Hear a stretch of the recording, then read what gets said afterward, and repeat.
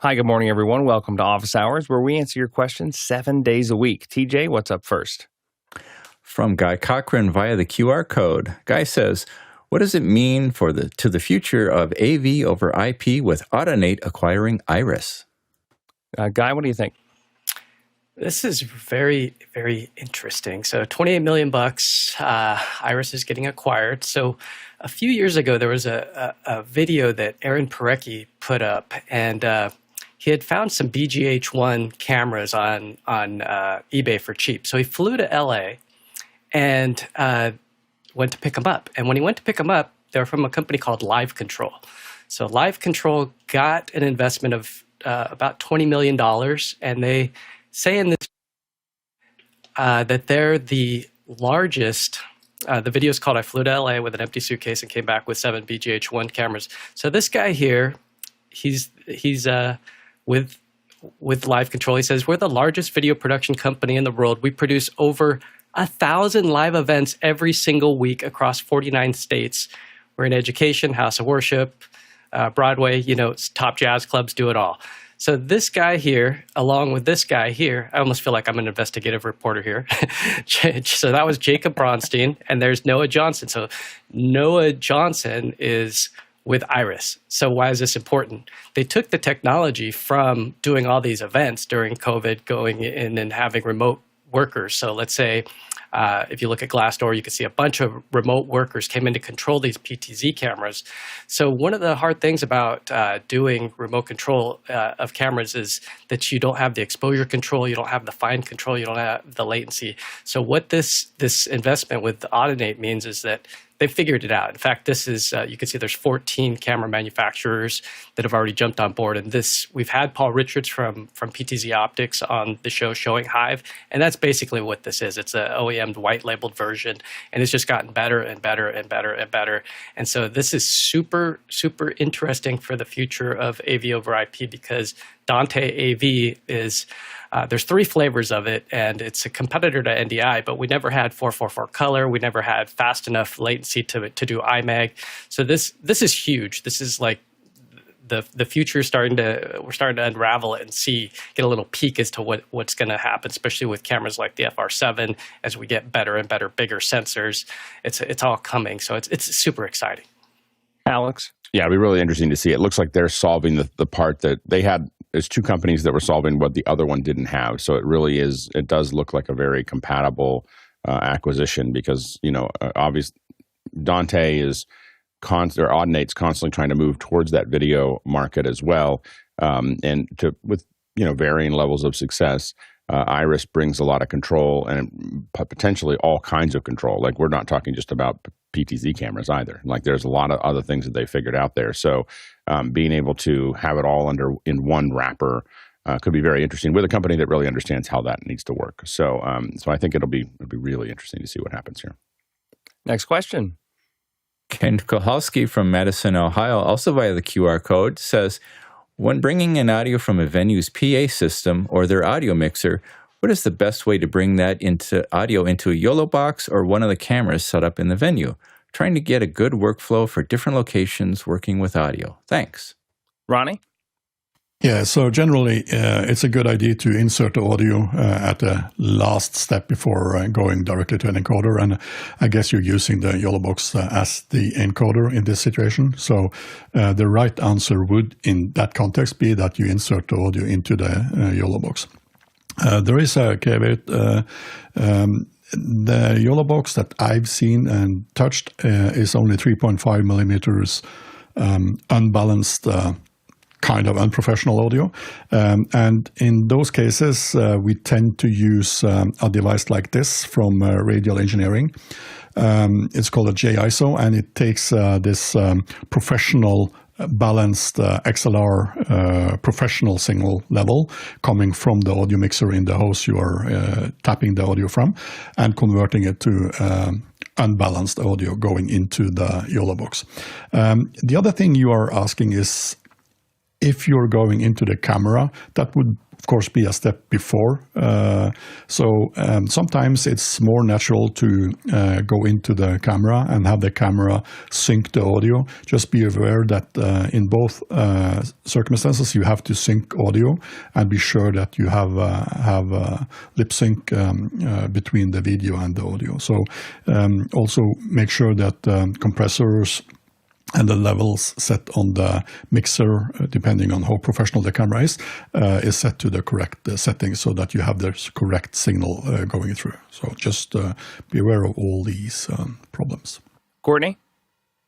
Yeah, I would agree with the latter. I would probably take an XLR feed cable from line level out from the audio console that's front of house audio, and feed it into an XLR input if you have it on your cameras that at line level. Make sure you set it to line level in, because if you have it set at mic level, it will be noisy. Make sure you turn off 48-volt phantom, because that's going to be nasty if any loose connections happen.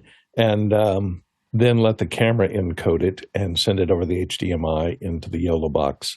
That way it comes in as a digital signal, and it comes in line level to the camera, so you shouldn't try and avoid any hum that comes in that way, and make sure your camera's grounded just to avoid that problem as well. Alex? For many of the times when we worked in large events where someone's got an extra mixer or someone's mixing the show and we just want to get the show feed, a lot of times we're asking for aux outs. So can you give us an aux out of the program? We don't want to plug into the mult box. So we try to avoid the audio mult box that's there is something we try not to use if we don't have to. So what we do is if we're, for some reason we have better access, we'll ask for that aux out. And then oftentimes we'll run something like, we used to use a Sound Devices MD4. It's a Dante 4-in, 4-out kind of thing. But you could also potentially use an Audinate, box. But we want to turn that into, a lot of times these are long runs and they're through a lot of power. And so a lot of times we try to turn it to Dante almost immediately, if not immediately. So they give us those aux outs. We convert it to Dante, we bring it back to us, and then we do whatever we're going to do with it. That's the cleanest way to do that. It's not always the way that you can do it. It just depends on where you are in the pecking order. A lot of times when we show up, we're pretty high in the pecking order, so we can ask for a lot of things. And so we try to, the challenge, people have gotten better about how they use mult boxes, but there's a lot of idiosyncrasies there that make that complex. If you don't really manage, if you don't manage where your ground is, the Dante-based mult boxes are a lot better. And then managing the ground for all the power for everyone that's in the space makes a big difference. Guy? Yeah, if you can't do a site survey before you get to that venue and figure out where the audio mixer is going to be and where that tap's going to come from and how long of a run you're going to need, and as Alex said, try to get it into Dante if you can as soon as possible. Ideally, you'd even take it straight digital out of the board. So this is where communicating with that audio mixer in advance, if it's a possibility, to actually speak with them or email them and say, hey, I'm going to need this for the live stream. Here's what I have available. And so some PTZ cameras like the UE150s have an XLR on the back, and it's nice if the run's already there and I'm running SDI or fiber over there, then I can just take a line out from the board and pipe it right in, and that's analog. But what happened recently on an event where we wound up shuffling around at the last minute, so the audio mixer was more than 300 feet away, and I'm pretty sure he threw a barrel in between on a long run, so it was like 150-footer plus a barrel, and then I started hearing this little phasing going on, and that's the worst, is when you're just out of control. Like, the show started and now you're hosed. You're just like, man, I could have solved this ahead of time, and now you're stuck until the record. So we had to re-upload the record after the live stream and clean it up that way. Alex? And this is why we often push hard. Number one is to exactly what Guy said, talk to folks earlier. But the other thing is we push hard to get in as early as we can. We want to get in as early as they'll let us get in. We figure that out, even if it's only a handful of us. Maybe the budget doesn't mean that you bring the whole crew in, but you want some key people in there very early to make these requests before concrete is poured on the event. And so, but the other thing, and Mickey points this out in the chat, you want to get out of unbalanced as fast as possible. If something's wandering around, I mean, for me in a production, I will do almost everything I have all kinds of tools to not use unbalanced audio anywhere. Like it's just like, I don't, and if I have to use unbalanced from something that's going to force me into that corner, I want it to be the shortest run possible to get out of it. Unbalanced is the devil when it comes to audio. Guy? Yeah, and on another shoot last week, I was taking an Allen and Heath feed into a Canon C400, and then it went into Zoom, and the audio mixer actually came up to me and he said, dude, I want to just give you a straight shot because I don't even trust the audio in the C400. I'm like, that's a great camera, and it's line input, and he's just like, and it's getting married up and synced in SDI right there at the head. And he was just like, no, man, I've seen loss of sound and fidelity in that hop. So if you can get it straight into you and skip that hop into the C400. So the Yolobox, I've used them at our church, and yeah, I have the 3.5 millimeter input. This was the original one. I don't know if they've cleaned it up, but I had some issues with it. If you can get away from that or trust your ears, like listen to what you're actually getting on the final encode output on YouTube or wherever it's going, and see if it actually sounds good enough, or if you can improve it by routing it any other way. Courtney? Yeah, another choice that if you don't have a lot of Dante hardware already, which is probably the best choice, but ASCBU, several cameras, the Canon C300, C400, C500s, the Sony's F5s, the Venice, the Arri, Amira, have ASCBU out. You can send stereo over a standard 3-wire XLR, and if your audio board has ASCBU output, you can just send it digital, a stereo pair over a single audio cable, and get there digitally. Alex? Mickey pointed out that many ENG and cinema cameras have AES-3 inputs, so that is one possibility. Mickey also pointed out, do not feed audio into unbalanced -10 3.5 inputs on the Yolobox. And so you may, if that's your only option, you may want to be thinking about embedding it too. You can get an audio embedder that you can embed balanced into an SDI signal, before I don't know if I've ever gotten it. I say that, but I don't know if I can embed into an HDMI signal. I don't know if I've ever done that. So it depends on what your cameras are. Your questions and votes drive our show, so you can use Mukana not only to ask questions, but also vote on the questions, chat with the other producers. If you don't have access, you can sign up at officehours.global/join. Put your email in there. You'll get links on how to get into Mukana, Discord, after hours, all the good stuff. Next question. From Vic Hernandez in Springfield, Missouri. I've been defaulting to the X live stream on mobile. Besides Mukana and YouTube, are there any other live video streams? Alex?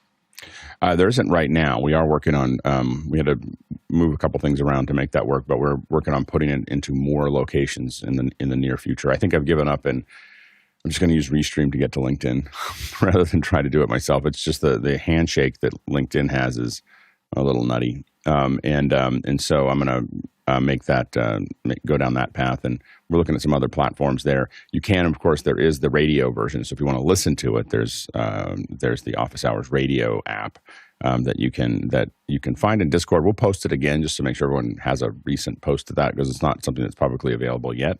But that's another thing that you can use it for if you just want to listen. But I'm glad that you're listening. I'm glad that X is useful for you. That is, we usually I go over there. The best thing about X is that there's no work. Like I say, this is a daily show. If it gets a signal, it just starts streaming at the time it was told to stream. So it's a very easy you set it up and you never think about it again. And so it just gets, if we send it a signal, it's going to stream on X. But I go over there and there's like 10 views. So I'm kind of like, well, that's cute, and it shows up like if you go over there and you're following me. I think I'm posting it to my channel right now. If you're following me, you'll see it on the sidebar, like we're live. And so anyway, so I'm glad that it's of service to you, Vic, because I think you might be the only consistent listener of it over on X. So there you go. And I think that we are, I don't know if we are regularly doing it to Twitch. John Wallace can let us know if we're doing it to Twitch, but Twitch is another one that we have been streaming to. Next question. Florence Donald from Silver Springs, Maryland asks, what lens filters do you recommend to use, if any, for being on camera in a meeting or live treat show? Go ahead, Jason. Okay, I'm going to start with this is totally not necessary, but it is straight up an impulse. Anytime I buy any lens for anything, I end up putting a B&W filter on that is just straight UV. It's completely, it doesn't really add much, if anything, to the picture, especially indoors. But it has saved more than one piece of glass for me. Like, just full stop worth it. If you're going to buy real glass, buy some sort of lens filter. Guy? Yeah, it depends on what you're trying to do and where you're shooting. Like Jason said, a basic UV is nice to buy just to protect the lens, or a digital enhancing filter, or for females, something like a black pro mist quarter. Those are really popular with DPs. The guy with the C400 I was just talking about earlier, he said, depending on how the talent shows up, I've got black diffusion digital effects. So there's a Tiffin line called digital diffusion, and we were discussing this about how it just takes that little edge off. So this is where it's nice to go to your local camera store, and they'll let you screw these on and try them out and see which one you like. You can go too much in strength. So there's quarter, half, full, and it walks up 2, 3, 4. And I like to get them in 4x4 for my matte box, so then I can use them on any of my lenses without having to mess around with filter threads. So you can just throw them on a matte box. Another nice one to have is circular polarizer. I always like to pack one of those around just in case I get some weird glare, and then a regular polarizer as well. Courtney? I agree with everything Guy Cochran said. I usually keep a UV filter on the front of the lens just to protect the coating on the lens from contamination and things.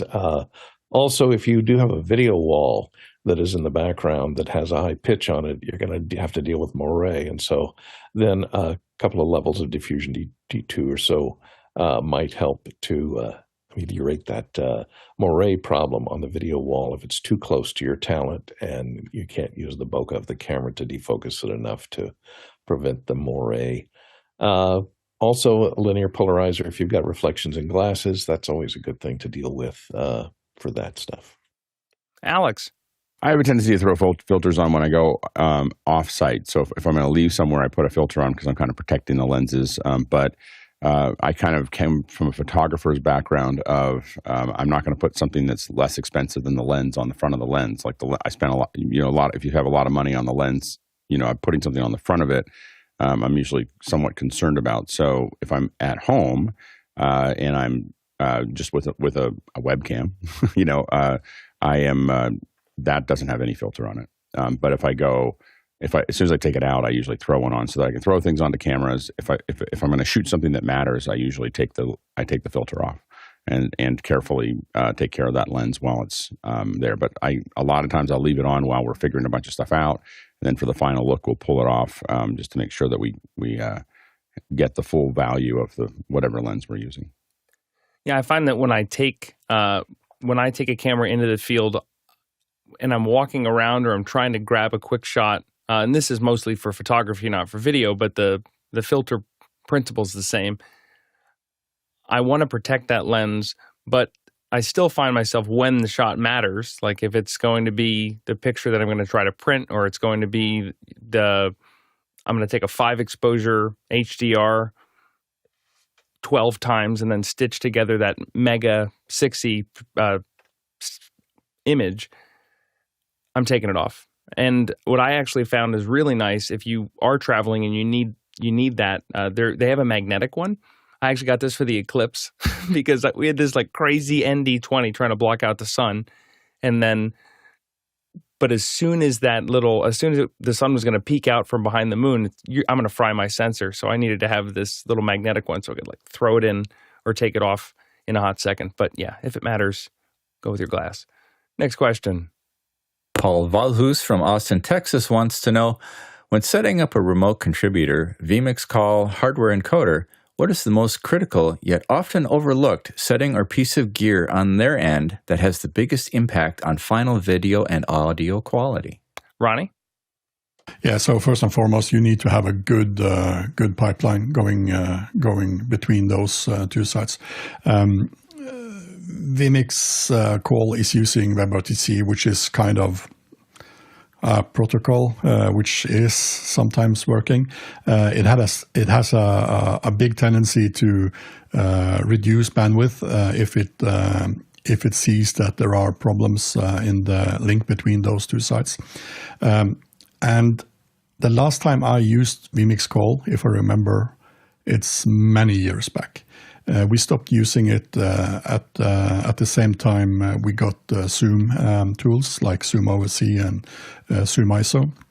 And after that, we have never went back to that. So my general idea would be to stop using that and look for other more modern solutions. If you are forced to using WebRTC, of course, all the camera stuff that we are always talking about, and of course, good microphones would be my choice to improve. But I would suggest you use more modern versions of the technology. Courtney? Yeah, a couple of things. As Ronnie mentioned, a good hard line in a Ethernet connection and not a Wi-Fi connection for anywhere in the pipeline between your source and your destination. Also, lighting. Lighting kind of is overlooked a lot of times because set the ISO on the camera, if it's a variable ISO camera, to the lowest, so that as you crank up the ISO on a camera, it also cranks up the noise. When it cranks up the noise, that slows down compression. That also slows down encoding, and it causes a lot more frames to be dropped on your transmission because each frame changes because of the noise changes everywhere in the frame, every frame. So doing long GOP compression, it kind of hoses that. So you want to make sure you have a nice, smooth, not noise-free image. And if you can work at a wide open aperture on the camera, that will increase your bokeh and put the background a little bit out of focus, which will also increase your bandwidth as well as giving you a pleasing look. Guy? Yeah, just don't use vMix Call. I mean, it defaults the resolution 720p. If you have the licenses, the HD version, the Pro version, or the 4K version, you can get 1080 vMix to vMix under the advanced setting, or there is a little bit of code that you could type in there. It's question mark quality equals high on the parameter after you append that to the link. It's in the advanced setting, and you could find that information online. But people that I know that have used vMix Call a lot have transitioned over to Zoom, and it's just more trustworthy. It's easier on the other end, especially if you're getting people that just do this all the time. They just know Zoom, and it's made our life easier. If you can get a 1080p account, that's the way to flow. Alex? Yeah, I almost everybody that I know has been moving over. I mean, the only thing left are the people that are using Riverside for double ending and so on and so forth. But just about everybody else that's doing any kind of live contribution that I know of is using Zoom at this point, just because you have a team that actually knows what they're doing, managing a pipeline, and that there's nobody else doing that.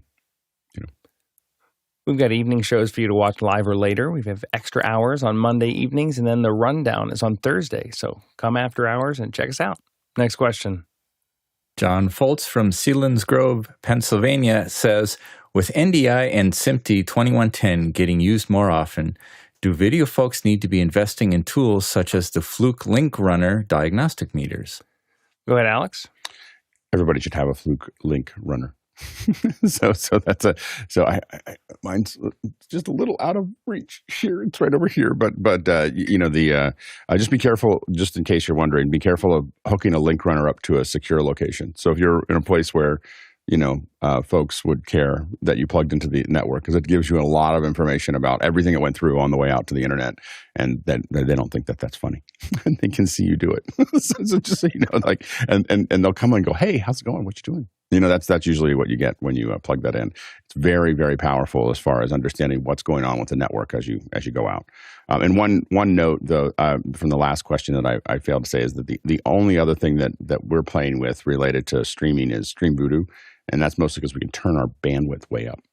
So we can do a lot of exotic things with it. So that's the other one that we use for that contribution. And for anyone who is wondering what is the Fluke, here's a kit from Fluke Networks. It's a very, very high-end network tester. And so what this is allowing you to do is it's saying what IP addresses are you going through, what ports, what VLANs, it's actually doing a network map when you plug that in. So that's why it might raise the ire of some of the IT folks if you go there. And another one that you can get is called nettool.io. This is another little one. Yeah, so this is another one that you can get here. It's a little bit. Those are in some ways a little bit more modern than the Fluke. So. Yeah, I have to admit, every time I go to a hotel that has an Ethernet, I plug in the little net tool and it's like, oh, how do you set up your network? Let me see exactly. this stuff. Who's got that? Exactly. One of these days, I'm gonna get a. Excuse me, sir. Is everything okay in here? Yeah, exactly. Next question. Douglas Carmichael wants to know, do you think Dante AV has any chance at developing market share with NDI having the first mover advantage in video over IP? Guy? It's possible. I mean, anything could happen. Our users are a pretty finicky bunch, and all it takes is, NDI just not being as easy or as cost-effective or wiring-wise. Just depends on how things are routed. It all just depends on what they do with this licensing and how much they want to charge. I mean, I just spent $25 on the Dante AV Studio license this morning. I have 5 other licenses.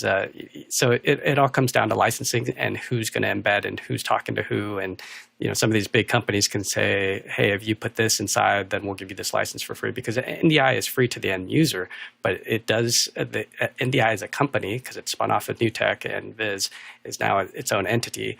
We're starting to see NDI bridge embedded inside of cameras, so that's something that's new, but there is a licensing fee. Make no mistake, these companies they have developers that they need to pay, but users like us, if we want 444 color, we're not getting that with NDI. So what is it going to be? Is it 2110? And there are a lot of Dante users out there already that they're used to the ecosystem. When something gets known in the industry as tried and true, something that's just, it works, it's easy, it has better color fidelity, I mean, they're off to the races. NDI could get smashed. Alex? The advantage of something like NDI is that it doesn't need a lot of custom hardware to make it work. The disadvantage is it doesn't have a lot of investment. So if someone else comes in with you don't have all this hardware. Like for me to switch over away from SDI, for instance, I got all this SDI hardware that I have to figure out. There is some debt there.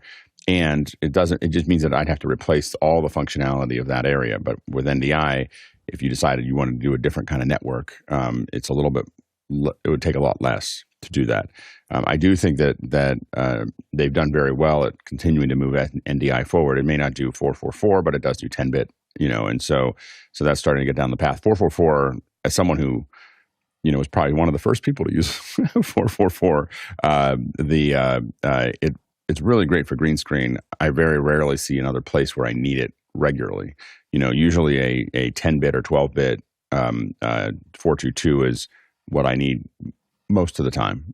So it would. I mean, when I say most of the time, I mean 99.5% of the time, unless you're trying to key the green screen from a remote location. You can ask questions 24/7 at askofficehours.global. That's askofficehours.global. It's fast and easy. Nothing to sign up for, nothing to log into. Just go to askofficehours.global, put in your name, throw in your question. We'll start working it in over the next few shows. Next question. Pedro G. Gonzalez III from Washington, D.C. asks, Jerry Harvey Audio, now owned by Audio Devices, specializes in custom in-ear monitors. What's your opinion on custom in-ear monitors? Good for everyday use or live band performance only? Jason. I don't think it's either or. I have very expensive custom in-ear monitors from Sensophonics. These are Shure 846 quad drivers, and I adore them. And I don't use them every day on the show. I use these cheap ones that just go into a body pack from Sennheiser.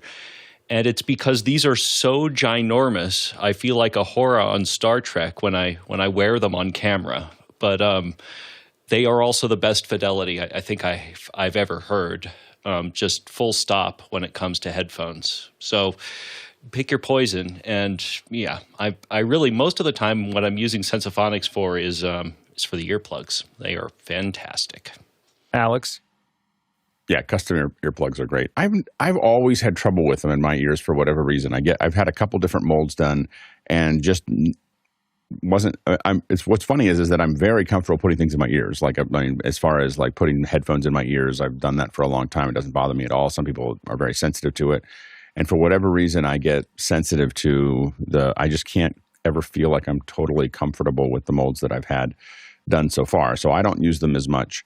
I'm fine with the general ones. I think almost every major artist that we've worked with has their own, and these are multi-$1,000, typically like $2,000 or $3,000 in-ear monitors that are theirs. They wear them every day. It's definitely part of their pipeline. And so I do find it interesting that Sound Devices bought them. It feels like Sound Devices is kind of, while they have the field recording and then this wireless process is kind of, they're filling that area from an audio, position for that group, right? So I think that, it'll be interesting to see where they go with the wireless, but it kind of feels like they're going to slowly fill in all the things that you would need at a concert. You have in-ear, you have the wireless mics. They're kind of going down that path of kind of like a higher end version of all of those solutions. It's really interesting. Next question. Via the QR code, Rafat Al-Sayed from Toronto says, can I send Mix Minus from vMix to Unity Intercom Cloud and use it as host guest intercom? Thanks. Ronnie. Yes, I can't imagine why you shouldn't be able to do that. Just be in mind of the latency between your sending machine going into the cloud. There will be added latency, so I would not recommend you add program audio to the cloud if people are on-prem using that. We've tried both ways, and it's a little bit better if you use the machine on-prem instead of using the cloud service. Of course, there's a different licensing, etc. And just be very focused when you are setting up and configuring routing, going in and out of vMix and in and out of the Unity client, and all should be good. All right, next up, it's a 4th of July question, and there's some similarities. I asked one and Paul asked one, and they're pretty close to one another, so we're going to smush these together. Go ahead, TJ. CJ Covell from Cincinnati, Ohio asks, does the panel have any pro tips for shooting events that include a pyrotechnics or fireworks display? Go ahead, TJ. Yeah, if you're photographing fireworks, you'll need a tripod. You need...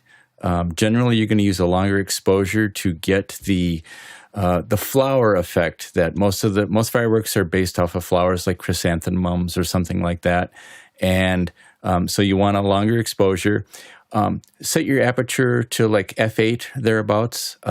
You want to use a slightly wider angle so that you'll get the entire scene, as it were. And then set your focus manually or focus ahead of time while it's still light out. So get your focus where about where the fireworks are going to be. Set your focus and then turn off autofocus so that you don't accidentally screw anything up. If you can, gaffer's tape your focus so that it doesn't change on you as somebody bumps you or whatever. And then enjoy it. Just have fun and click away. Courtney? Yep, set to manual and set your focus and exposure on that first burst and stick with it. Another thing is if you're at a venue, especially an indoor venue, and they're using a lot of pyro in indoor venues these days, is very dangerous. And if you're part of a professional crew that's setting up video equipment, especially remote cameras, talk to the pyro guy or the stage manager that's in charge of pyro, the safety engineer. You don't want to put a PTZ camera that can be hit by a shower of sparks from a piece of pyro in the overhead, which they tend to do a lot of, pointing down, because those little burning pieces of metal, which is what all those sparks are, can pit your lenses if they hit the lenses of a camera. So keep your camera away from the pyro. Position your camera with a long lens near the nearest emergency exit, because more people are killed in events with bad pyro in a low-ceilinged venue So be very careful of that. I would not even shoot in a low ceiling venue that has any kind of pyro, because it's probably outlawed by now because so many people have lost their lives in bad pyro. They are now putting pyro on drones. So there are drone shows now, and there are just a couple of companies that do this, that put those shower fountain pyro, up to 3 of them on a drone, and they do the drone show with the lights, but at some point they trigger the pyro, and it outputs a really bright series of sparks as the pyro goes off. So if you're setting your exposure for a drone show, be aware that they may set off pyro at some point and your exposure will go way over. Jason? TJ's answer for shooting fireworks was perfect. I've been on stage for pyrotechnics shows where there are actually gas jets. I will never do that again. It is just a terrible idea, and I've never done it indoors. As far as shooting, actually shooting fire like this itself in slow motion, more or less, yeah. The way that TJ explained it is absolutely correct, and it works pretty well. And luckily, if it's a long enough show, you can play around with it until you get it right. Alex? After shooting many years of fireworks, I kind of go towards where John Wallace said, is I just watch them. Like I very rarely get anything that I enjoy. Like I look at it, I take some. I'll take some with my phone. I'll pick it up. Oh, that's great. But I have found that in life, in general, I will take some photos, but I've learned not to keep taking photos, mostly just because I feel like I'm getting disconnected from life by trying to capture it, and so there's a little bit of I'm really glad I caught a lot of stuff that I've captured. I captured a lot of behind the scenes and everything else, but there's something about being in the moment. Got my kids there, my wife there, and friends, and I just want to I've learned to just be a lot more than I used to. So, you always want to capture stuff. You do want to capture things. I don't know if you haven't used this on your iPhone, it'll just say, I want these 3 people, and it will just start shuffling them into your home screen, whenever you look up and you see some other photo. I'm really glad I took all those photos of my kids and my wife and everything else, because I get to see a different one every 10 minutes or something like that. But there's so many times now that I just go, I'm just going to hang out here and just not have any electronics for a while. Jason? Completely agree with Alex. But for those who have never done it, this trick shot, which is just a dragged shutter or a bulbed shutter, can be done with a sparkler, and it's incredibly easy. In fact, as long as you don't move the camera, you're all but ensured to get it right. Light your sparkler, let your shutter open, and move the sparkler, and it looks incredibly cool, even if you've never done it before. Next question. Pedro G. Gonzalez III from Washington, D.C. says, Neutrik's Dante interfaces seem to have a better form factor than Audinate AVIO. Thoughts? Go ahead, Alex. It depends. It depends on what you want. So these are throwdowns. Let me pull this over here. So these are more of a throwdown environment. So these are the Neutrik's ones that you're looking at here. So you've got your AV, and then you've got 2 in, 2 out. So that is that's one way to approach it. What's nice about the AVIOs is that they're just a cable, and they're just and you just plug them into where the 2 ins or 2 outs are. So I think that it just depends on what you want it to do and how you want it to work. Courtney? Yeah, I kind of like this Neutrik idea because it puts all the I/O on one side of the box, so you can set the box and have all the cables coming out in the same direction. The others, the AVIOs, the Audinate ones, are designed more for inline work, so you can put them inline, so your cable converts from a XLR to a Ethernet and continues on as an Ethernet. But this box, there's something to be said for the single box with all the I/O happening, and it does stereo in and stereo out on a single box, so that's also very cool, as opposed to some of the Audinate ones, which are only unidirectional. Next question. From Guy Cochran in Seattle, Washington, Guy says, what PTZ camera did Karl talk me into buying? It's a Cochran from the man himself. Go ahead, just Guy. showed up. It's so cute. This is it. This little tiny thing right here. So it's called the Canon PIC, and he uses these at events. It's a video and it's actually a photo camera. So it uses AI, it sees people smiling, and it takes pictures. So you load a little SD card. So these used to cost $500, are now $199. It's got a quarter 20 on the bottom. You can check out the brochure, but Karl was just going off that he owns 4 of these things after extra hours this last Monday's show. Because during the show he talked about how the AI in this is from the Canon C300 and the C400 from these engineers at MIT. So I was intrigued, and I looked it up on Amazon, and I was like, hey, I can always return it if I don't want it. But I updated the firmware, which made it remarkably more usable. So it has an app that you put on your iPhone, but it is a webcam as well. So you could use it as a webcam. You could use it as a USB webcam. But you could control it, P, T, Z, pan, tilt, and zoom via an app on your phone or on your iPad is where I put it. But super cool little device, and I'm surprised by how many pictures. So you could actually specify, like, if it's a birthday party, you could say, like, hey, this is star this person, take more pictures of this person, and you do that all with the app. So at the end of the night, Karl will walk away with like 1,000 or 2,000 pictures, and then he's able to sort through those and give them to his clients. But very cool little device that never really took off. I mean, it came out like 2021, and they dumped a lot of money into it, I could tell you that. It's something cool to play with. If you're on holiday today and you're just kind of like, oh, what should I do? Go do a little research on this device, watch some videos. So it doesn't have any output. It doesn't have any, it literally is just a USB, camera that captures. It does. I haven't done USB webcam. Oh, it does do webcam? It does do webcam, but I'm not sure if it does it over the USB. I mean, I literally it says video I/O, no. Audio I/O, no. So it's more for storing. Like, so I had it do just automated capturing of video and images, and its AI chose for me. It just said, okay, I'm going to shoot some videos. So imagine just putting this at an event, and you just let it kind of run its course. So especially for people, but watch this. I'll say, hello, PIC, take a picture. Okay. Sounds like so you talk to it too. It's pretty crazy. Oh, why did it make that sound? I don't know, but it sounded kind of sad there. I don't know if it's cartoon whistle.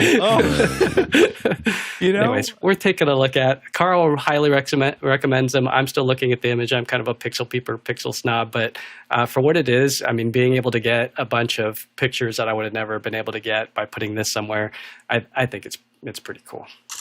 Well, and there it was. We've had the idea of like putting a camera that is taking, either with an Insta360 like an X4 or an X5, where it's taking in 360 degrees, or in this case where it's actually looking around. There is a power to the accidental photo. Now you got to look through them and see, where the gold was. So it's nice if this guy is doing a little bit of work into capturing. But I'm just thinking to myself, okay, if I have a work event or I have a family event where I, to Alex's earlier point, want to be present, you maybe can get some cool stuff. And if it is low light, tools like Topaz can do amazing things to rescue some of those shots for to bring that moment forward. That's really cool. Go ahead, Courtney. Does it connect over Wi-Fi to the app, or is it over Bluetooth? Do you know? I think it's over Bluetooth, because I had to enable Bluetooth. I had to allow it to access Bluetooth on the network, but I'm not sure if it's Wi-Fi or Bluetooth, which one it predominantly uses. I know it can 30 feet or so. Yeah, wireless. Yeah, I think. Yeah, and it does have another mode where it could. What is it? So it shows up on the network. So I know it has a MAC address. So it does have Wi-Fi. Yeah. So it does have Wi-Fi, but I'm pretty sure it's communicating to the app over Bluetooth. But I'm not sure if it can set up act as its own hotspot, essentially. But I was able to transfer those images. So once you see an image that you like, you can just hit download, and it kicks it into your photos on your app, and then you could put it to social or whatever. I see it's just scanning right now, looking for something. Like, I don't know if you could see it. It's moving. Here's Hello? Yes. Does it show up in a web page? Does it have a web server built into it, so that you just access it through a browser? Yeah, it's just through the app.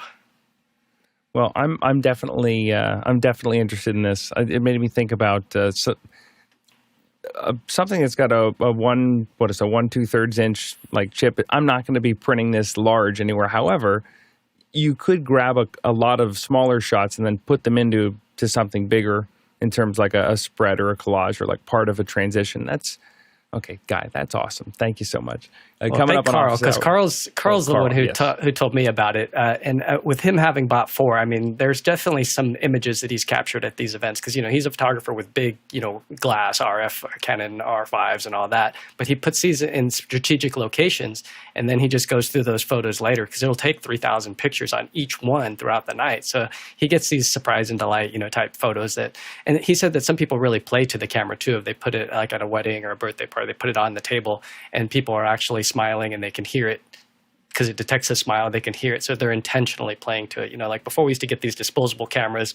Okay, you get 24 shots and then, that's the old days. This is the modern era of that. So if you have some disposable income, $199, it's worth capturing some memories, especially like Alex, maybe your daughter with the band, set one up on stage and you're getting like, a night's full of images that, you'll never be able to get back. It'll be interesting to see what it does in low light. So definitely test it to see, how a smaller sensor that's not very expensive does in low light for that kind of thing. But I think that there's still plenty of places to, birthday parties outside and even in medium light probably should work pretty well.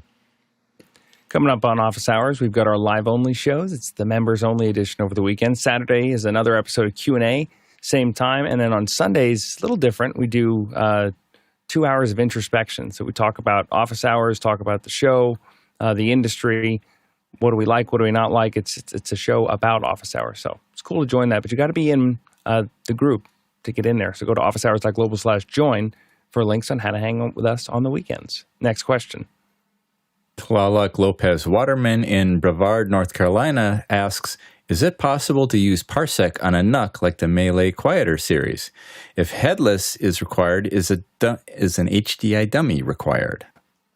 I'm not sure about the HDMI dummy, if that's going to be a constraint or not, but I don't imagine why you wouldn't be able to. Guy, what do you think? Pretty sure you would need some kind of dummy head, but I'm not positive. The one thing that I will follow up on an earlier purchase that I'm now in love with, that I wasn't in love with at first, but you guys should also be looking at this. If you just, again, have some disposable income to spend, $89, this thing is very, very, very cool. So this allows you to put that HDMI input in here, and now instead of well, I guess you're not paying for parsec, or unless you have parsec teams, but I pay for splash top. The interesting thing about this one is it tunnels in differently, and it's super reliable. So I have some people here that have computers here at my home where this device is hooked up and they're able to reliably, where we had splash top issues, they're able to reliably use this device that basically gives them keyboard and pixel to pixel HDMI. So basically it's allowing you to use this app to take control of this machine, this little box. I mean, I'm even looking at getting these for my church as well, because sometimes I can't make it into church, and I just want to be able to live stream and take control over the cameras remotely, and this would allow me to do it. So if you're in that realm and you're looking at Splashtop, you're looking at Parsec, you're looking at Teams, look at this little device called the Comet, and if you get it, make sure you update the firmware right away, because I did not like it at first because it was having some issues with the firmware. I got mine for a little cheaper than this before they raised the price, but it was $70. I don't know if it'll go back on sale, or add to cart, enjoy 10% off. So it'll be a little cheaper, $80 or so. These are super cool. Courtney. Yeah, I can't answer whether you need the dongle or not. I mean, the HDMI dummy to have it choose your resolution. You can remote desktop into most of these that have Windows 11 Pro on them. If they have 11 Pro, remote desktop is built in. You can use that. It may not be quite as fast, low latency as Parsec. I don't know. Next question. Roscoe Jones in Madison, Indiana says, use of AI note-taking has been stressful for doctors who have been forced to adopt the technology. How can we keep from being stressed by the onslaught of AI in our work? Alex? Get used to it. I don't know how to get around what's happening right now. I think that I think more people are going to take up farming over time. I think they're just going to be, so I think that, I think there's a certain amount of folks that will, I have to admit that my passive aggressive nature, probably shouldn't say this on the show, is that, everyone uses all these AI note takers, and I can say that I often have call them like when we're supposed to have a meeting, like just because it kind of short circuits the note taking, because I just get really uncomfortable when I feel like, oh, I forgot that they were taking all these notes, and it's just like I don't feel like I can speak freely anymore. And so I think that's probably what the stress is with this, is that you don't feel like you can ever just think something out, out loud. And it's a really complicated thing that I think we can talk about a lot of damage that AI might do, but I think one of the biggest things it's doing right now in these meetings and with these note takers is that it doesn't let you speak freely. Like, it doesn't let you think out loud, and that's a really, really problematic for this entire platform.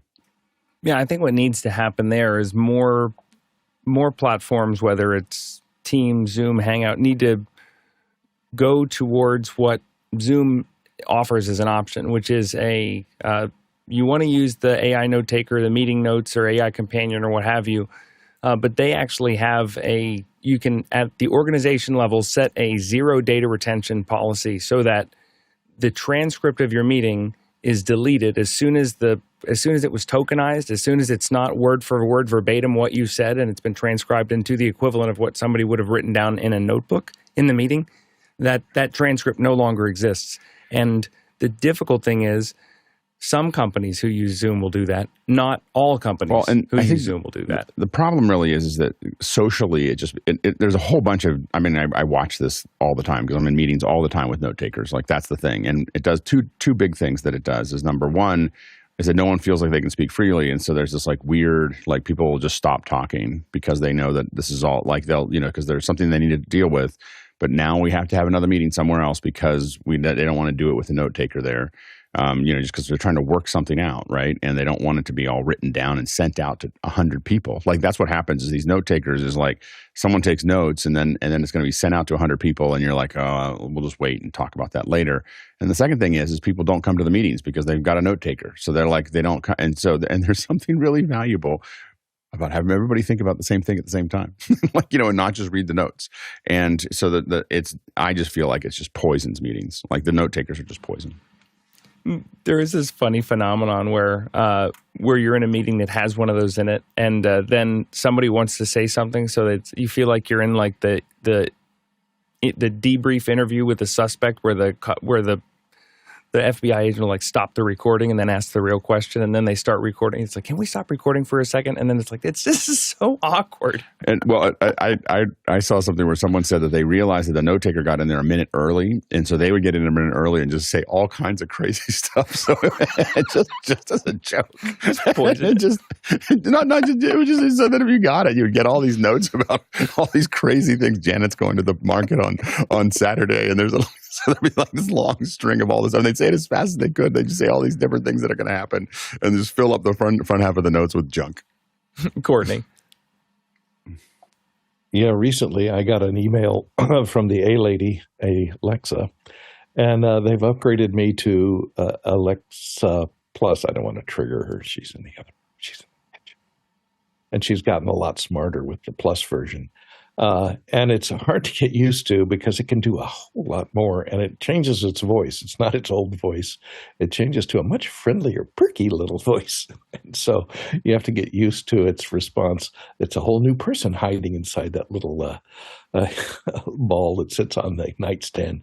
So it has become agentic, so you can have it do things like take notes for you or go on Prime Video, mainly Prime Video, and find certain scenes in certain movies and put them on your TV and bring them up on your Fire-enabled TV. Mine has done that, which is pretty amazing that they've added a whole lot of capabilities AI-based to that platform. So if you're able to get Alexa Plus installed on your devices that you have, including any TVs that have Fire TV enabled on them with the voice control on your remote, that adds a whole lot of capabilities, agentic and otherwise, to your Internet of Things. I will. I'm not going to leave one of those in my meeting room for sure, though, because I have no expectation of privacy with that. If you're finding office hours valuable, there are a few ways you can help. You can like and subscribe to the channel. You can also volunteer during the show and around the show. Find out about those opportunities at officehours.global/volunteer. And finally, we've got officehours.global/donate, where you contribute financially to helping the show keep going. Just head over to officehours.global/donate. We appreciate all the support. Next question. Paul Wahus in Austin, Texas says, currently users can download Pixelmator Pro on the Mac. For iPhone and iPad, users can download Photomator, a touch-enabled tool for editing photos on the go. Discuss. Jason? I'm not sure what there is to discuss. Apple bought these guys, and now they're still available, and that's great. Alex? Yeah, it does look like Apple's updating it, so it is moving forward. I think folks were afraid that it was going to be absorbed. I think that there may be a chance that it ends up in the Office group of things, or maybe they don't even call it Office anymore, but it'll just be another app that you can get from Apple.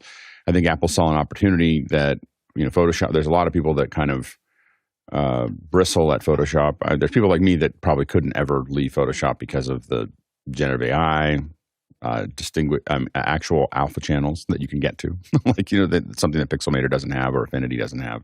So I think that there's a group of people that need to still use Photoshop, but there's a vast number of people that want to do more than what they can do in Lightroom or in Photos, and don't want to go to Photoshop, don't want to pay for that. And I think Apple saw the opportunity. A lot of us thought that Apple would build their own, but it probably was less expensive to just buy Pixelmator and bring in that crew and then add a bunch of stuff to it. So it'll be really interesting to see where this goes. But with money, Pixelmator will probably become one of the more advanced image editor tools. But and of course, why Apple bought it is very Mac.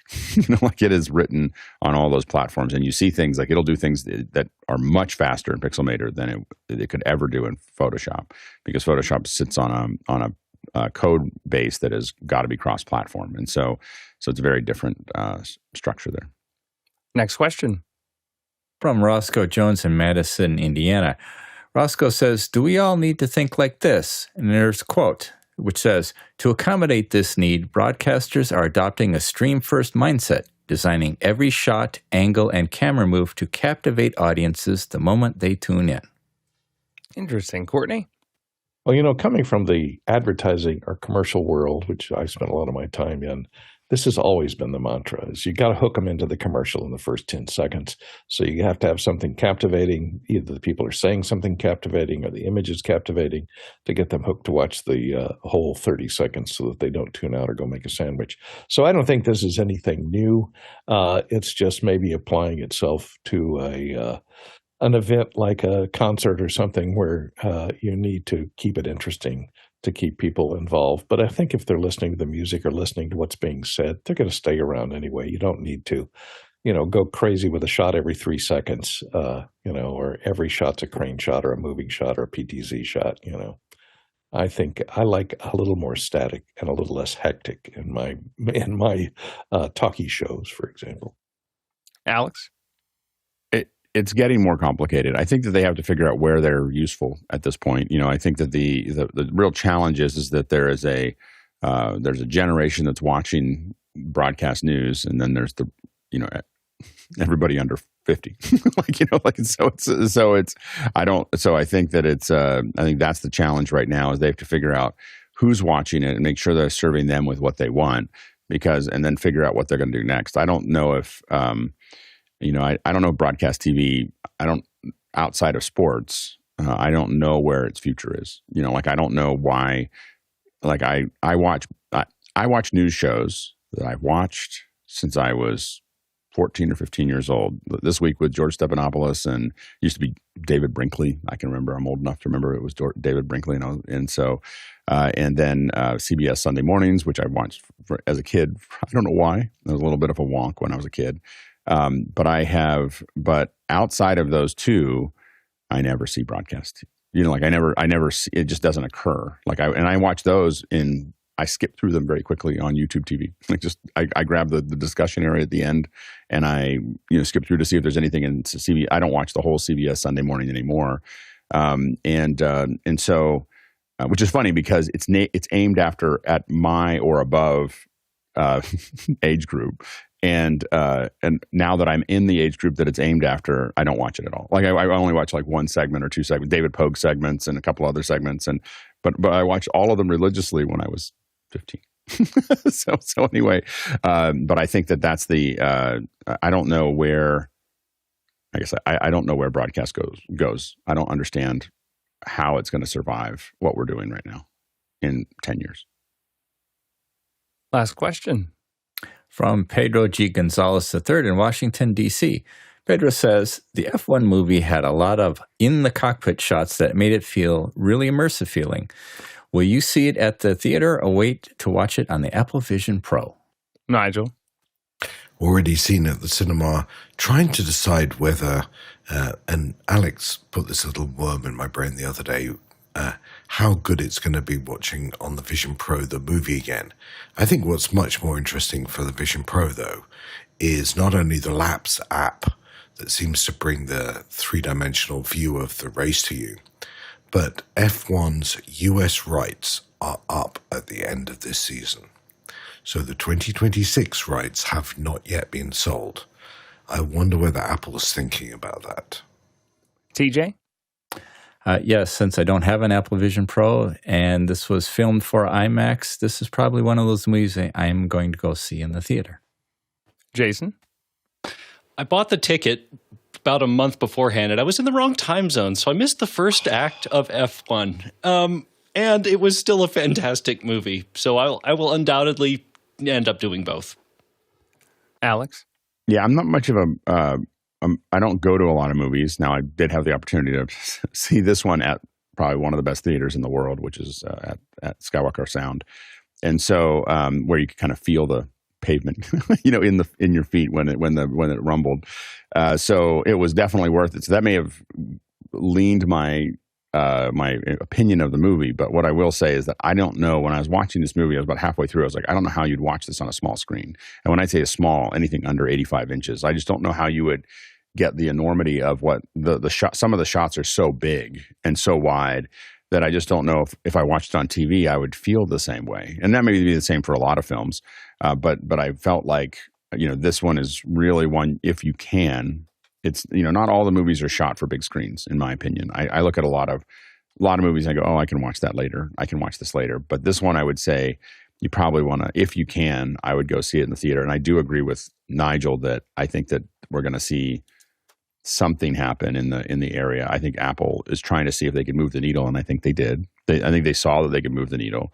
And I think that there's going to be a lot of interest in broadcast rights for F1. Maybe not exclusive, but having access to them. I think Apple would like to have exclusive broadcast rights, and they probably, because Eddie Q is such a big fan, it's not out of the question that Apple would put the money down to make the Apple TV the one-stop for F1.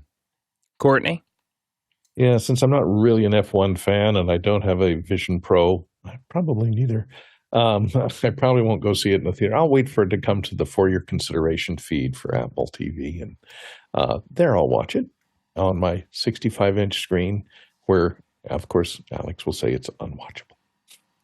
I thought it was a great film. Didn't say it would be unwatchable. I didn't say like, oh my gosh, I can't watch it here. It's just that I think that there's something just hit different. Yeah, just hit different. Can't And I'm not, and I will shouldn't. Say, Okay. I will say that I'm not much of an F1. I don't watch F1. I'm not a big F1 fan. I'm not that interested in it. I'm much more interested in it now. Anytime you understand the story behind it and all the politics of it and all the things that have to happen, it becomes more interesting. And I thought this did a pretty good job of having you really engaged. It's not just a bunch of racing cars. Like, you understand like what the difficulties and what people are paying attention to. And so I definitely can see myself watching more F1 in a way that I wasn't interested in before.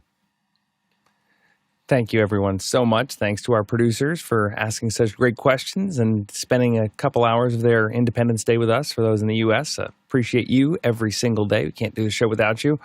Also working on a holiday, it's our panel. Thank you for being here. Privileged to spend another hour getting smarter, thanks to all that life experience you're bringing. We all are benefiting from none of us being as smart as all of us together. Finally, thank you to the back-end crew, working all the time. Haven't missed a day in over 5 years. It's pretty incredible, keeping us organized, keeping the show running. You're the foundation of what we do. We appreciate you. Tulalik traversal today, if we had to go around and ask these questions in person, we had 18,000 miles, 29,000 kilometers, 142 million bananas for scale. Wow. See you in after hours. I just learned that strawberries are much denser in nutrients per calorie than bananas. I believe that. Yeah, look what I found. This is the last time I was on stage for fire, and yes, this was totally outdoors. I would never do this indoors. Yeah. Fire marshal was hired and was directly to the left of stage. So good. Yeah, I nearly got burned on the oyster cult as a stage. More pyro. More cowbell. Near a flash pot when it went off. So I got to ask a question about CBS. Is the leather jacket just in the ad, or is it every week with Jane Pauley? Oh, I think it's most weeks. She does it from home, I think. It's a green screen. It's not a very good green screen. In fact, it's you're kind of like, the set isn't too bad, but the green screen key is not very good. But most people don't. You realize when you talk to people, when you help people out, most people don't know how to do a good key. So that's they just, and it's mostly they don't know how to light a screen.